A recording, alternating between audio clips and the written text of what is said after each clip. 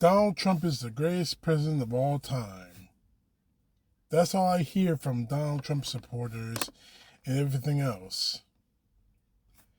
And with the signing of the tentative peace treaty in the Middle East between Israel and Hamas, which is going to fail. Now, understand something. I'm not hoping that it fails.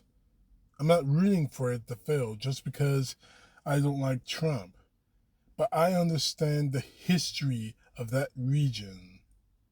Peace treaties have come and gone.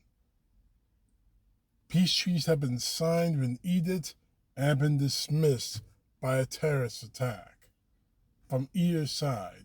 That area, unfortunately, I know the history of it, and it's biblical with these people, has been passed in blood.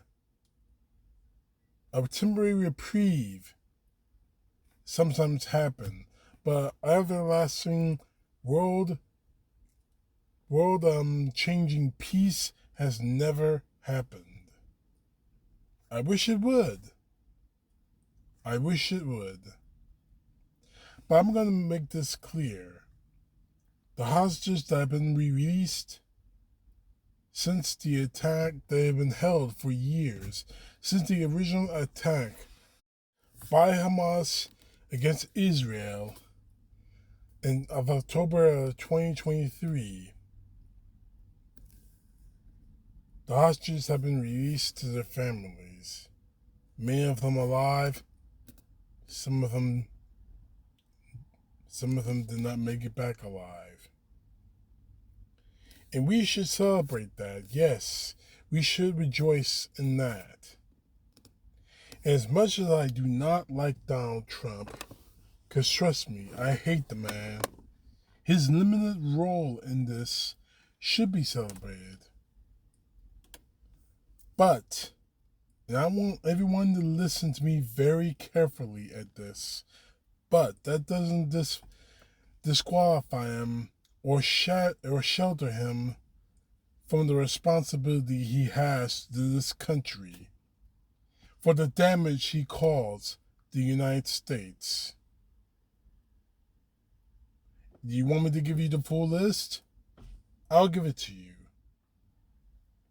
We are in the midst of a government shutdown initiated by the Republican Party, mainly by Mike Johnson, because he doesn't want the full votes of the Epstein files to be released.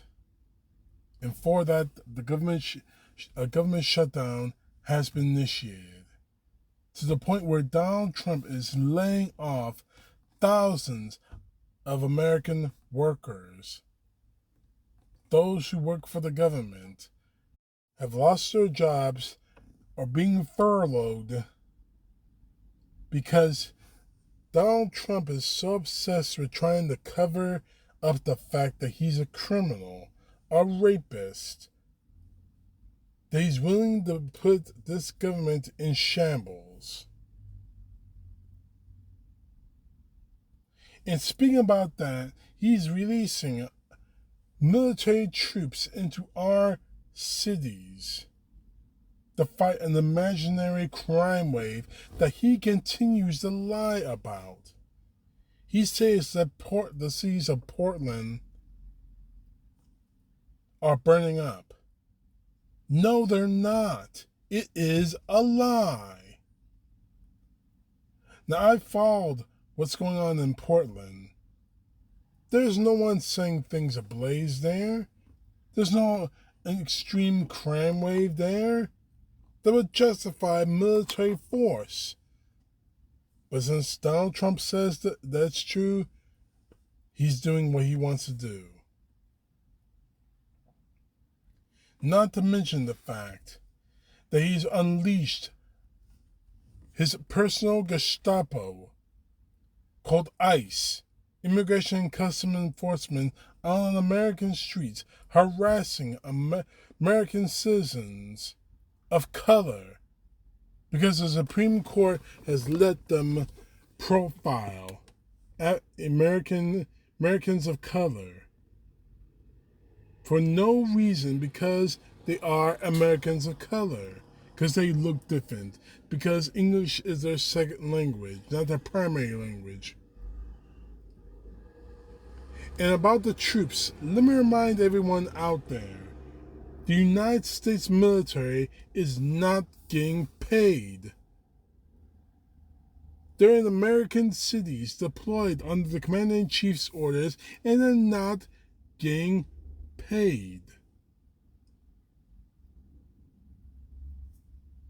Make it make sense to me.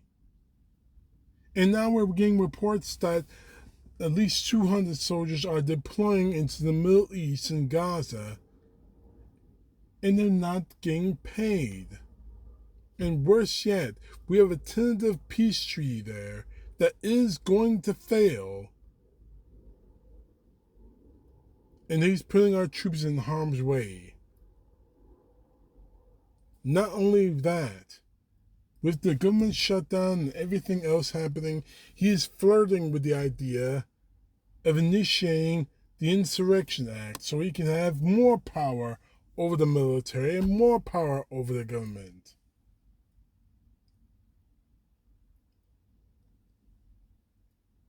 Our economy is foundering to the point where prices from everything from a can of soda to a gallon of gasoline, every basic service is going to get more and more expensive, violating his promise to lower prices in our country.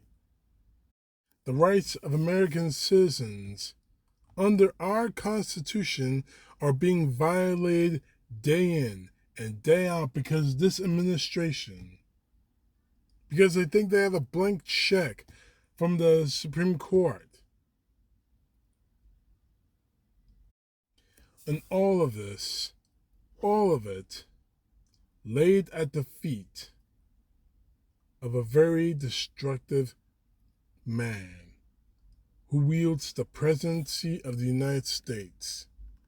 A man who and this really gets me, a man who didn't realize that he was in charge on a certain date of January of 2021.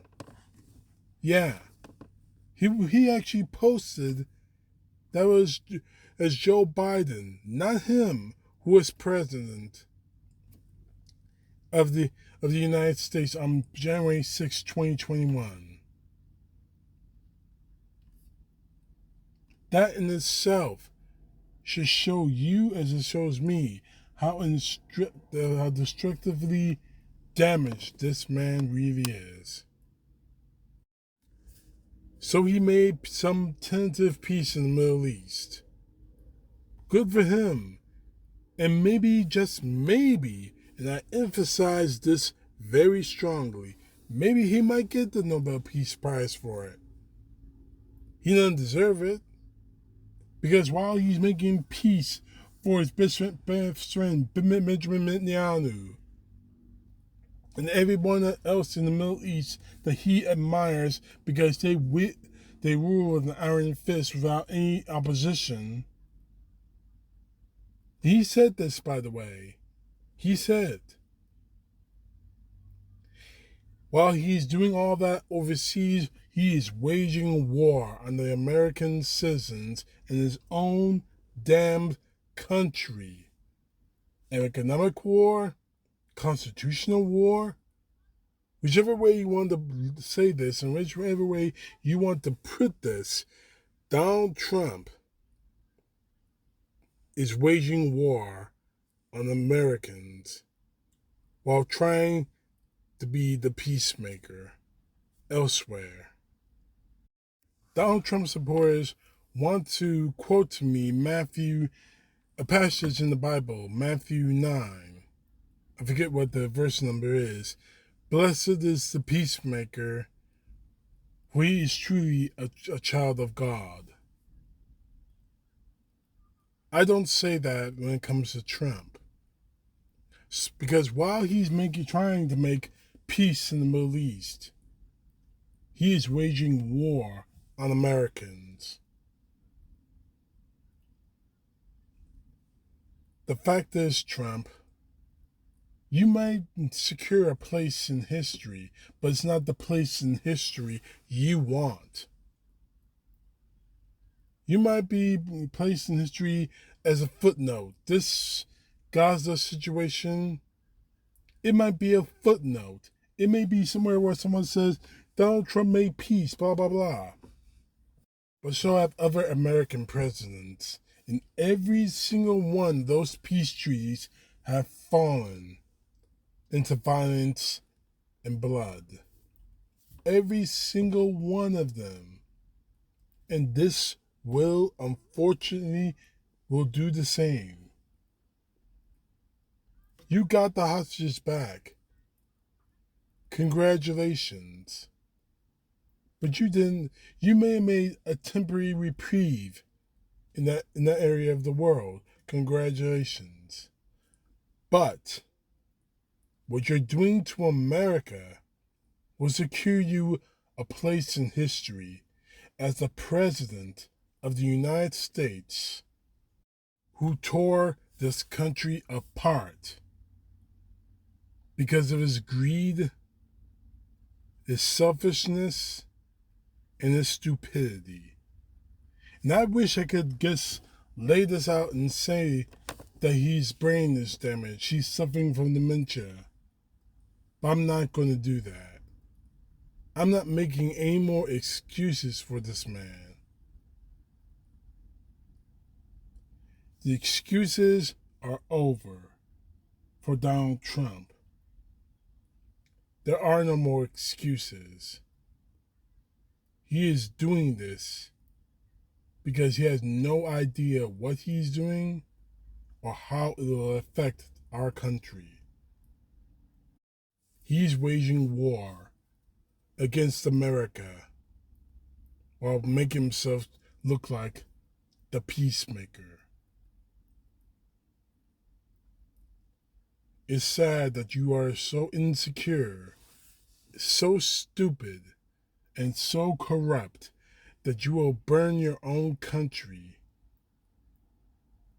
in order to somehow make yourself into a world-class hero when you're not. You may think that history will forget the crimes you've done to this country,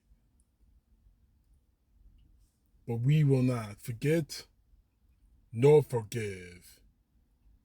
And when your time in this as president will end, and it will end despite what Steve Bannon, the fat walrus, wants to say, it will end either a month from now because of physical or mental impairment, or 3 years from now when your presidency ends. It will end. And you will be called to be held accountable for it. Not just you, J.D. Vance, P. Hegseth, Kristi Noem, every single one of your cadre of clowns and criminals will be held accountable for it. The laws that they broken will be answered to. The Constitution that they tried to burn at the stake will be upheld by us, the people of this country. You want to take that as a threat, MAGA? If you're watching this video, very well, do so. But we're not the ones calling for violence. We're the ones calling for justice under the law. Justice under the law.